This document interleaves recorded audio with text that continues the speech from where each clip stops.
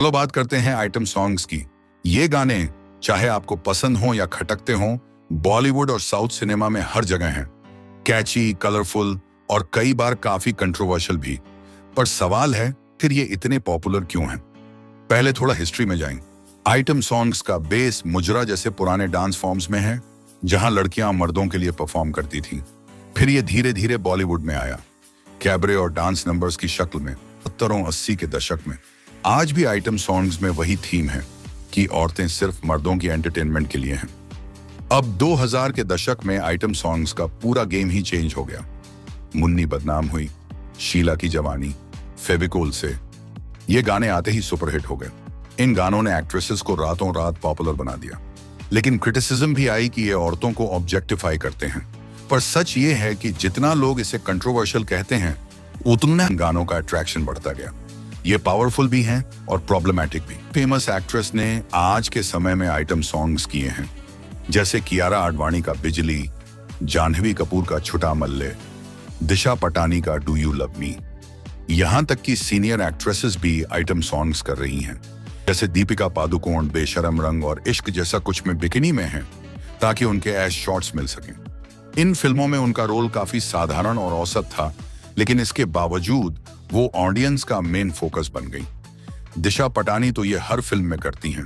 अब मैडॉक फिल्म्स ने भी इस परंपरा को अपनी फिल्मों में शुरू कर दिया है, जैसे कृति सेनन का ठुमकेश्वरी भेड़िया में, कमरिया स्त्री 1 में, आज की रात स्त्री 2 में और शर्वरी। और ये उनके लिए काफी फायदेमंद साबित हो रहा है। उनके यूट्यूब नंबर्स और बॉक्स ऑफिस कलेक्शन देख लो तो बाकी लोग भी इसे जरूर फॉलो करेंगे। अब आते हैं सोशल मीडिया के जमाने में। इंस्टाग्राम, टिकटॉक, यूट्यूब, इनके चलते आइटम सॉन्ग्स एकदम वायरल होने लगे। एक गाना रातों रात किसी भी एक्ट्रेस को फेमस बना सकता है, जैसे सामंथा का अंतावा पुष्पा में बस एक गाने ने उन्हें नेशनल फेम दे दिया। या तमन्ना भाटिया, जो कुछ टाइम से बॉलीवुड में नहीं दिख रही थी, अब इन बोल्ड गानों और सीन से फिर फेम में आ गई हैं। और अब यही पैटर्न नए चेहरे भी फॉलो कर रहे हैं, जैसे जानवी कपूर और तृप्ति डिमरी। लेकिन इंटरेस्टिंग बात यह है कि ये एक्ट्रेसेस फेम तो लेती हैं, पर फेमिनिज्म या ऑब्जेक्टिफिकेशन पर बात नहीं करती। एक तरह से ये कॉम्प्लिकेटेड है। ये गाने उन्हें पॉपुलर बना रहे हैं, साथ ही वही पुराने स्टीरियोटाइप्स भी दिखा रहे हैं। हर आइटम सॉन्ग वल्गर नहीं होता, लेकिन ज्यादातर में औरतों को सिर्फ आई कैंडी के तौर पर दिखाया गया है। साउथ सिनेमा की बात करें, वहां तो जैसे हर फिल्म में एक आइटम सॉन्ग होना ही चाहिए, चाहे स्टोरी से फिट हो या नहीं।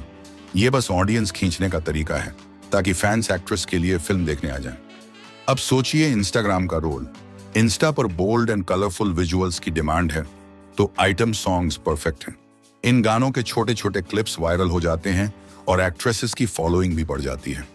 देखो, ये गाने एंटरटेनिंग हैं, मुझे भी पसंद हैं, पर सवाल ये है कि क्या एक्ट्रेसेस का यही सबसे अच्छा यूज है? क्या वो और कुछ नहीं कर सकती? कुछ दमदार रोल्स? पर फिलहाल तो साफ है कि आइटम सॉन्ग्स कहीं नहीं जा रहे। ये इंडस्ट्री का, फैंस का और अब तो सोशल मीडिया का भी हिस्सा बन चुके हैं।